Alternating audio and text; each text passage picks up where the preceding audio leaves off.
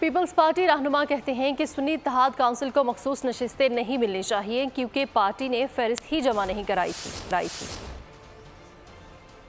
کی ترقی کے لیے میں سمجھتا ہوں کہ سنی اتحاد کونسل کی حکومت کو جو ہے مرکز کے ساتھ کوارڈینیشن رکھنی چاہیے۔ آج وہ واویلا کر رہے ہیں کہ ہم اپنا حق لیں گے، ہم کابینہ کا حصہ بننے نہیں جا رہے ہیں، ہم کابینہ کا حصہ نہیں ہیں، ہمارے پاس کانسٹیٹیوشنل پوسٹس ہیں جو اگر آپ دیکھیں پریزیڈنٹ زرداری صاحب جو ہے ابھی الیکٹ ہوئے ہیں، آگے سینٹ کے چیئرمین کا الیکشن بھی آ رہا ہے، وہ بھی ہوگا، تو ہم کابینہ کا حصہ نہیں ہے، ہم حکومت کو جو ہے سپورٹ کریں گے۔ اور جو ہے یہ سنی اتحاد کونسل ہے، سنی اتحاد کونسل جو ہے وہ لیگلی جو ہے مرکز کو لکھے اور لیگلی جو ہے اس کو چیز ملے گی۔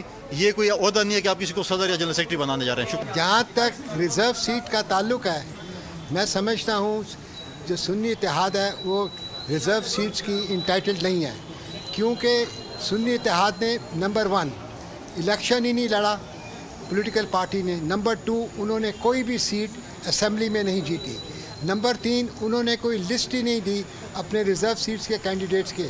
قانون اور آئین یہ کہتا ہے کہ لسٹ دینی بڑا ضروری ہے، اگر لسٹ نہیں دی تو وہ انٹائٹلڈ ہی نہیں ہوتے۔ سبسکرائب کریں اور بیل دبائیں تاکہ کوئی خبر رہ نہ جائے۔